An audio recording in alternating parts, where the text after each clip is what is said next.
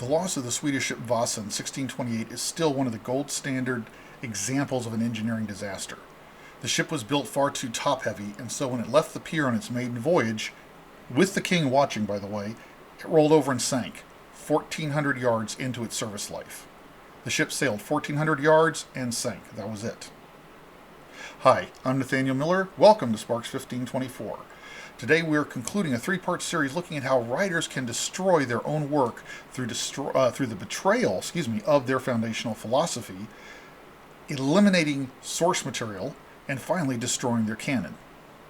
Now, this series of podcasts references a series of articles on my blog, sparks1524.com, and each episode has that link to that column in the description. I do ask you to go read it because I can go more in depth in the written word than I can here. Canon in literature is used the same as canon in religion. It is the story, the official, accepted, published story, accepted across fandom. The great thing about canon is it is very mutable in many ways. Think about the great myths in history.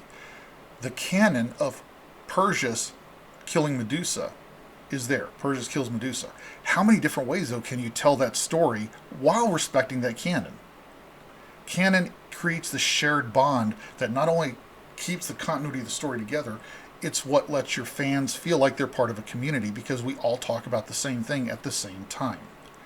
It defines who, what, and why the story is happening the way history defines who, what, and where we are. Doctor Who has been one of the greatest franchises in history, over 60 years old. The show started in 1963, and in one form or another, either television, TV movies, comic books, novels, audio plays, in some form, this show has been in production for almost 60 years. In that time, the canon has obviously evolved. Canon has to evolve, but it has to be evolved slowly and within the rules of the established universe, otherwise you risk destroying everything you've gone to work for. Now, the Doctor is an alien. The Doctor is a Time Lord. Time Lords are an alien race that are able to regenerate at death into a new body. It's a convenient way for the BBC to be able to recast the role whenever an actor leaves. It also creates a sense of mystery and wonder about this whole species. Between 1969 and 2013, only 3 major retcons were introduced for regeneration, and all 3 of these enhanced the whole story. The first retcon came saying that the Time Lords could regenerate. This was a retcon to canon in the first place, and it was developed to allow the first actor, William Hartnell, to leave and the second Doctor, Patrick Troughton, to take over the role, while explaining in story why the Doctor suddenly looked completely differently. It was a way to just openly address the recasting of the role. That was the first retcon. In the 1970s, it was decided or revealed that Time Lords could only regenerate 12 times. That was it.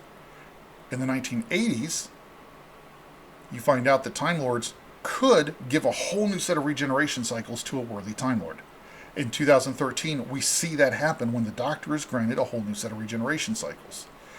3 retcons to a major piece of canon, but they took place in almost 30 years.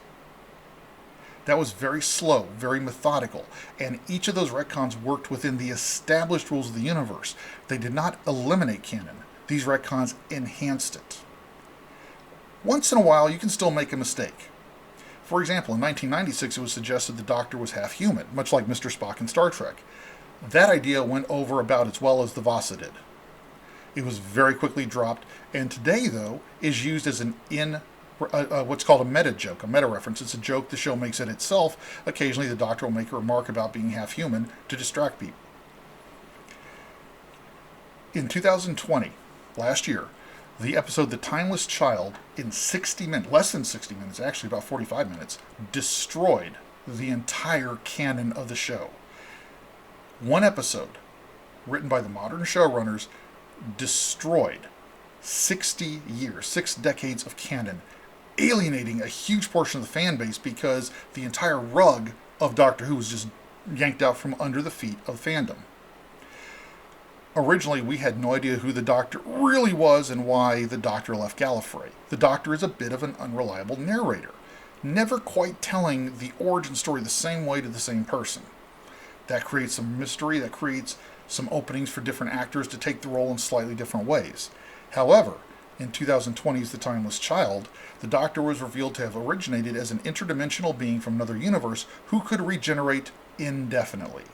She was found by the ancestors of the modern Time Lords, who murdered her over and over and over and over and over and over and over again to steal her power of regeneration. In one fell swoop, the Doctor went from a noble, if eccentric hero with somewhat of an unreliable narrator's tendency, and the Time Lords went from a generally noble race that could occasionally fall, in other words, much like us, but still, there was hope for the Time Lords. All that was turned on its ear. Suddenly, a formerly fun romp through time and space, a great adventure that was fun to watch, drew everybody together, with occasional good little subtle examinations of actual issues, was destroyed. A beloved romp in time and space suddenly became a perpetual victim, perpetually running from a race of perpetual murderers. Who the hell wants to watch that every week? Who in their right mind wants to see that all the time? That kind of nihilism might work for Blade Runner, for 12 Monkeys, for a story that's rooted in a dystopian universe, because that's the foundation of that universe. Doctor Who was founded differently, so the betrayal of the core philosophy played into the destruction of the canon. Canon is the history of your story. It's the published backstory, and it is the actual published story.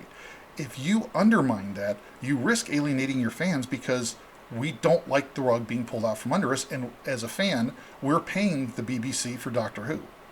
Anybody who buys my novels is paying me to read my work. I owe it to my fans to be respectful. If I'm going to tinker with canon, I need to do it respectfully and slowly within the rules I have already established. If you mess with your canon gently, I shouldn't say mess with it, if you work with your canon respectfully, you work with it slowly, you work with it within the established rules of your universe, your audience will respect you. Your fans will stick with you. If you torpedo your canon, the way the current showrunners of Doctor Who torpedoed 6 decades of canon, that's 6 decades of people investing in this story a certain way, your former fans will start to laugh at you and disrespect you, while they consign you to a place in history right next to where we put the engineers who sank the Vasa.